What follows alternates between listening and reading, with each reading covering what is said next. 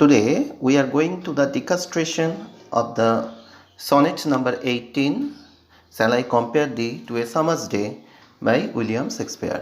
আজকে আমরা যে সনেটটির পর্যালোচনা করতে চলেছি সেটি হলো উইলিয়াম শেক্সপিয়ারের লেখা sonnet number 18, Shall I Compare Thee to a Summer's Day. Now, sonnet number 18, Shall I Compare Thee to a Summer's Day is an excellent sonnet of Shakespeare. এটা শেক্সপিয়ারের একটি অনবদ্য সনেটের মধ্যে পড়ে। The sonnet is the celebration of the permanence of the youthful, charming beauty of the poet's friend, probably the Earl of Southampton. এই সনেটটি যদি আমরা দেখি তাহলে লক্ষ্য করব এই সনেটটি হলো কবির বন্ধু, সম্ভবত তিনি আর্ল অফ সাউদাম্পটন, ওনার যে ইউথফুল যে চার্মিং বিউটি সেটি তিনি এই সনেটের মধ্যে উদযাপন করতে চলেছেন। If you go to the sonnet we will find, যদি আমরা সনেটটির মধ্য দিয়ে যাই তাহলে আমরা দেখতে পাবো the sonnet has 3 quatrains and a concluding couplet. অর্থাৎ এই সনেটটির 3টে ভাগ এবং শেষে 2টি যুগ্ম লাইন আছে with a rhyme scheme A B A B C D C D E F E F G G, which is a typical Shakespearean pattern of rhyme scheme of sonnets. অর্থাৎ এই সনেটটির যেটা রাইম স্কিম সেটি হলো A B A B C D C D E F E F G G, যেটা শেক্সপিয়ারের rhyme scheme প্যাটার্নের মধ্যে পড়ে। In the first quatrain the poet tries to establish the superiority of his friend's beauty with a rhetorical interrogation, Shall I compare thee to a summer's day? First কোয়ার্টেনটা যেটা শুরু হচ্ছে একটি রেটোরিক্যাল বা একটি ইন্টারোগেশন, একটি প্রশ্নের মাধ্যমে, যেখানে বলছেন যে Shall I compare thee to a summer's day, অর্থাৎ আমি কি তোমাকে সামার্স ডে এর সাথে তুলনা করতে পারি। What the poet intends to say is that his friend's beauty cannot be even best described with a beautiful summer's day, as it is transient in nature. কবি যেটা বলতে চেয়েছেন সেটা হলো যে কবির যে বন্ধুর সৌন্দর্যটা সেটি এমনকি একটি সুন্দর গ্রীষ্মের দিনের সাথেও তুলনা করে বর্ণনা করা যায় না, কেননা একটি সুন্দর গ্রীষ্মের দিনটা সেটাও কিন্তু প্রকৃতির নিয়মে সেটা কিন্তু ক্ষণস্থায়ী। In the second quatrain the poet gives the description of the changing look of nature with the natural cycle of life.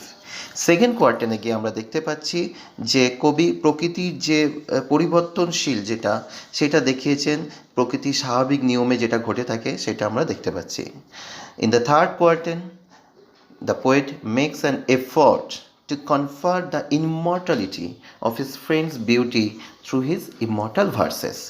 তৃতীয় কোয়ার্টেনে গিয়ে আমরা দেখতে পাচ্ছি যে কবি চেষ্টা করছেন যে তার বন্ধু সৌন্দর্যটাকে একটা অমরত্ব দিতে তার সেই eternal lines of his verses, অর্থাৎ তার কবিতার যে চিরন্তন যে লাইনগুলো আছে সেই লাইনগুলোর মধ্য দিয়ে কবির বন্ধুর সৌন্দর্যটাকে তিনি অমরত্ব প্রদান করতে চাইছেন।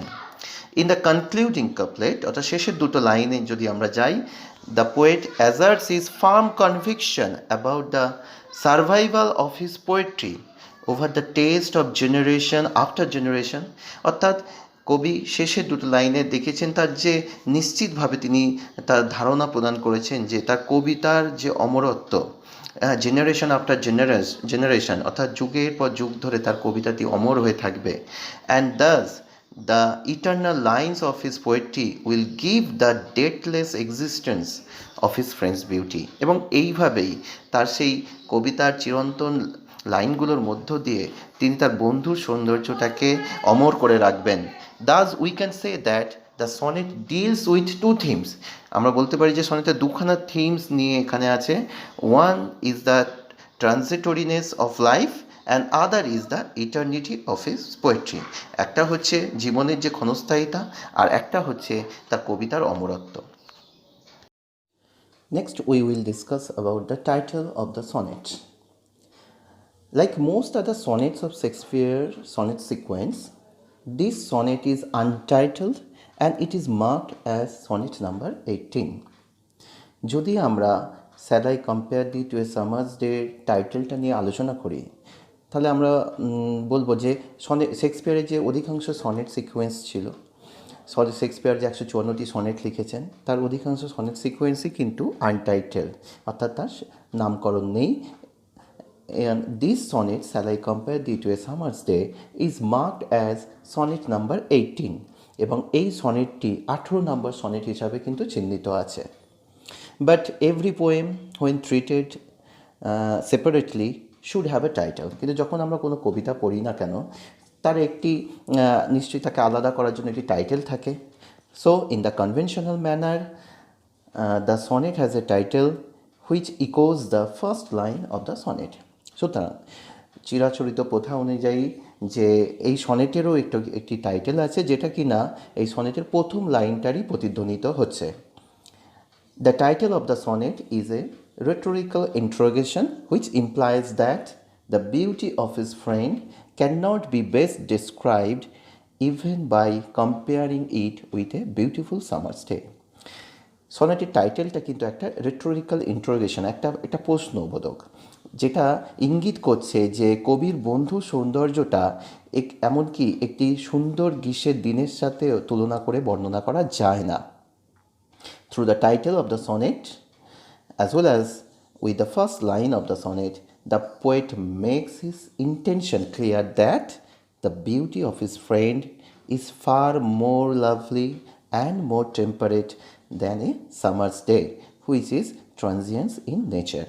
সুতরাং কবিতা সনেটের এই টাইটেল এবং সেই সঙ্গে সঙ্গে সনেটের প্রথম লাইনটার মধ্য দিয়েই কিন্তু কবিতার যে ইন্টেনশন, তার যে প্রবণতা, সেটা তিনি পরিষ্কার করেছেন যে কবির বন্ধু সৌন্দর্যটা একটি গ্রীষ্মের দিনের থেকে বেশি সুন্দর এবং বেশি স্থায়ী, কারণ সামার্স ডেটা খুবই ক্ষণস্থায়ী প্রকৃতির স্বাভাবিক নিয়মে।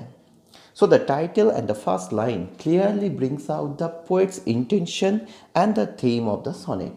সুতরাং সনেটের টাইটেল এবং সেই সঙ্গে সঙ্গে সনেটের প্রথম লাইনটি কবির যে ইন্টেনশন, কবি যেটা বলতে চেয়েছেন, এবং সেই সঙ্গে সঙ্গে সনেটের যে থিম পরিষ্কারভাবে কিন্তু তুলে ধরছে। So the title is quite appropriate. First line of the sonnet goes, shall I compare thee to a summer's day? We can see that there is a rhetorical interrogation. The answer is hinted in these questions. The poet intends to say that the beauty of his friend cannot be best described even by comparing it with a beautiful summer's day. Summer's day is marked as a beautiful season.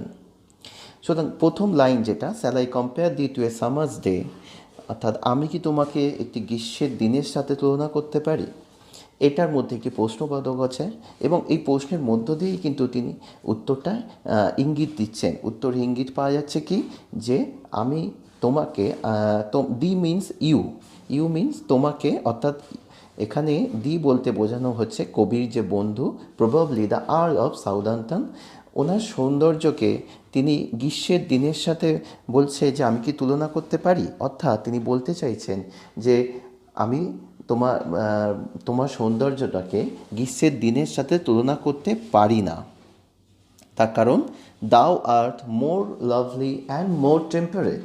কারণ art is a poetic form, it means are, thou means you means the poet's friend, thou art more lovely and more temperate, তুমি একটি গ্রীষ্মের দিনের চেয়ে বেশি সুন্দর এবং বেশি স্থায়ী। কারণ গ্রীষ্মের দিনটা is a transient in nature, গ্রীষ্মের দিনটা খুবই ক্ষণস্থায়ী। Rough winds do shake the darling birds of May, rough winds means violent storm and birds means হচ্ছে flower birds. May characterize the summer. Actually, May, in the month of May, the many flowers bloom, but the heavy storm makes the flowers disheveled, অর্থাৎ আমরা দেখতে পাচ্ছি যে গ্রীষ্মের rough winds do shake the darling birds of May, অর্থাৎ একটি ঝোড়ো হাওয়া মে মাস, অর্থাৎ সামার সিজনের যে মে মাসের একটি সুন্দর ফুলের কুঁড়িকেও কিন্তু নষ্ট করে দেয়। And summer's lease had too short a date. And summer's lease is a legal term. Lease হলো একটি আইনি একটি শব্দ। Lease is a legal term which refers to a span of time in which something is given or hired or rented. Lease হচ্ছে একটা legal term যে এটি একটি সময়কে উল্লেখ করে, যে সময়ের মধ্যে আমরা কোনো কিছু জিনিস ভাড়া বা নিয়ে থাকি বা কোনো কিছু জিনিস প্রদান করা হয়। Here summer's lease means the span of time of summer, অর্থাৎ গ্রীষ্মের সময়টাকে বোঝানো হচ্ছে। And summer's lease had means, had is a poetic word, it means has. Had means has. And summer's lease had all too short a date. এবং এই গ্রীষ্মের দিনটা খুবই অল্পস্থায়ী, এটা খুবই ক্ষণস্থায়ী। টু শর্ট এ ডেট, অর্থাৎ গ্রীষ্মের যে সময়টা সেটা খুবই ক্ষণস্থায়ী। অর্থাৎ আমরা যদি ফার্স্ট কোয়ার্টেনটা will discuss the first quatrain. Here we find the poet tries to establish the superiority of his friend's beauty over a beautiful summer's day. গ্রীষ্মের দিনের থেকেও কবিতার বন্ধু সৌন্দর্যটাকে এখানে বেশি করে দেখাচ্ছেন। Shall I compare thee to a summer's day? আমি কি তোমাকে গ্রীষ্মের দিনের সাথে তুলনা করতে পারি? That is, the poet intends to say that I cannot compare your beauty even to a summer's day. আমি তোমাকে গ্রীষ্মের দিনের সাথে তুলনা করতে পারি না। Thou art more lovely and more temperate. তুমি গ্রীষ্মের দিনের চেয়ে বেশি সুন্দর এবং বেশি সংযত এবং বেশি স্থায়ী। Rough winds do shake the darling birds of May. অর্থাৎ ঝোড়ো বাতাস গ্রীষ্মের যে মে মাসের কি সুন্দর ডার্লিং বার্ডস, মানে যে beautiful flowers, beautiful young flowers, সেটাকে কিন্তু ঝোড়ো বাতাস সেটাকেও কিন্তু নষ্ট করে দেয়। And summer's lease had too short a date, এবং গ্রীষ্মের যে সময়কালটা সেটা খুবই ক্ষণস্থায়ী। Sometime too hot the eye of heaven shines, and often is his gold complexion dimmed. And every fair from fair sometime declines, by chance or nature's changing course untrimmed. Sometime too hot the eye of heaven shines. Here eye of heaven means the sun. This is an example of periphrasis in figure of speech. Eye of heaven means the sun. Sometime too hot the eye of heaven shines. It means that in summer sometimes the sun shines so brightly that we may suffer from the hot feeling. Sometimes too hot the eye of heaven shines, অর্থাৎ মাঝে মাঝে সূর্য ভীষণ উত্তপ্ত হয়ে কিরণ দেয়। And often is his gold complexion dimmed. Gold complexions means the bright rays of the sun, and dimmed means faded. Gold complexions মানে হচ্ছে সূর্যের যে উজ্জ্বল কিরণ, এবং dimmed মানে হচ্ছে নিষ্প্রভ। And often is his gold complexion dimmed. It means that in summer the sun does not always give its brightness. Often the golden complexion of the bright sun is dimmed under the cloudy sky. অর্থাৎ and often is his gold complexion dimmed. That means মাঝে মাঝে সূর্যের কিরণ সেটাও কিন্তু নিষ্প্রভ হয়ে যায়। And every fair from fair sometimes declines. Here we can see that fair is used twice in the sentence. In the first place, fair means beautiful object, and in the second case, fair means beauty or loveliness. And every fair from fair sometimes declines. The poet wants to say that the beautiful objects in nature are not long lasting. Every beautiful thing in this universe loses its beauty with the passage of time. অর্থাৎ and every fair from fair sometimes declines. প্রত্যেকটা সুন্দর জিনিস তার সৌন্দর্যকে হারিয়ে ফেলে। By chance or nature's changing course untrimmed. By chance mean all of a sudden, অর্থাৎ হঠাৎ করে। Or nature's changing course. Nature's changing course means with the cyclic change of nature. Untrimmed means not taken care of or neglected, অর্থাৎ অবহেলিত, গুরুত্ব না দেওয়া। And every fair from fair sometimes declines, by chance or nature's changing course untrimmed. The poet wants to say that every beautiful thing in this universe ultimately loses its beauty with the passage of time, all of a sudden, or or with the nature's changing course. Nature does not take the responsibility to take care of the beauty of the beautiful objects for a long time.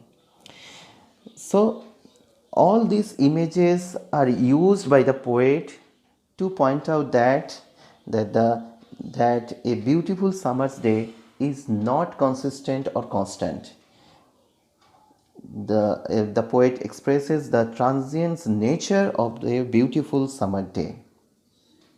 And every fair from fair sometimes declines by chance or nature's changing course untrimmed. প্রত্যেকটা সুন্দর জিনিস তার সৌন্দর্যকে হারায় হঠাৎ করে অথবা প্রকৃতির স্বাভাবিক নিয়মে অবহেলিত হয়ে।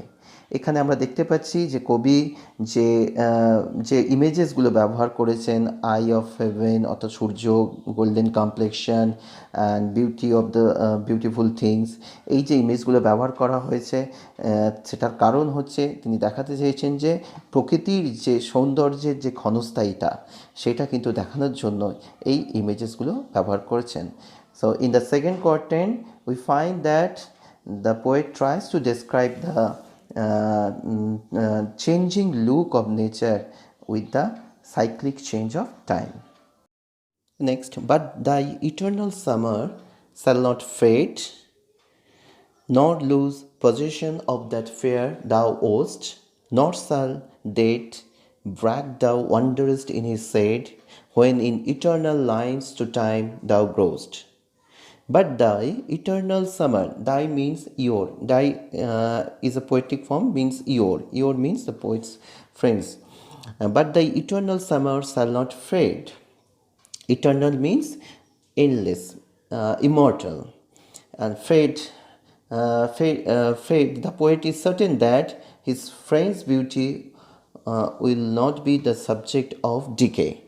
অর্থাৎ but the eternal summer shall not fade, কিন্তু তোমার যে চিরন্তন সৌন্দর্য, eternal summers means actually the eternal beauty of the poet's friend.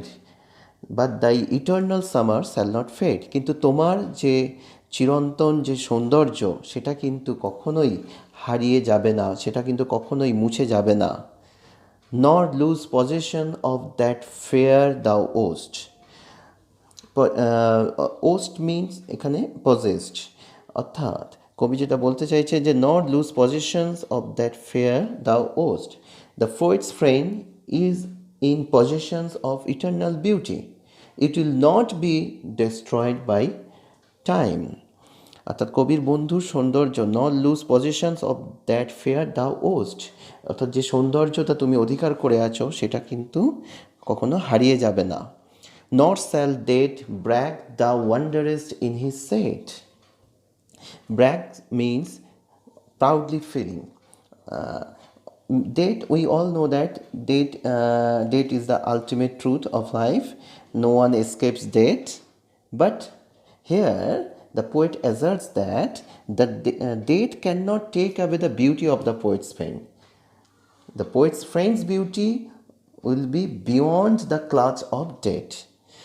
অর্থাৎ not shall death brag the wanderest in his set, মৃত্যু তোমাকে তার যে অন্ধকার ছায়ায় নিয়ে যাওয়ার মতো গর্ব করতে পারবে না, অর্থাৎ মৃত্যু গর্ব করতে পারবে না যে সে তোমাকে তার অন্ধকার ছায়ায় নিয়ে যাবে। When in eternal lines to time thou growest. Here eternal lines means the immortal lines of the verses of Shakespeare, অর্থাৎ শেক্সপিয়ারের যে কবিতার যে চিরন্তন লাইনগুলো এখানে সেগুলোই বলা হচ্ছে eternal lines. When in eternal lines to time thou grow'st, grow'st mean flourish. The poet wants to say that the poet's friend will flourish through the immortal line. Now the concluding couplet. So long as men can breathe or eyes can see, so long lives this, and this gives life to thee. In a concluding couplet, we find that the poet expresses his firm conviction about the eternity of his verse. He asserts that as long as men on this universe we live, his verses will survive over the test of time, generation after generation. So long as men can breathe or eyes can see, যতদিন মানুষ নিঃশ্বাস নেবে, অর্থাৎ যতদিন মানুষ বেঁচে থাকবে, or eyes can see, যতদিন মানুষ দেখতে পাবে, so long lives this means this sonnet, ততদিন এই আমার এই সনেটটা ততদিন বেঁচে থাকবে, and this gives life to the, এবং এটা দি মিন্স ইউ, এবং এটা তোমাকে তোমাকে জীবন দেবে।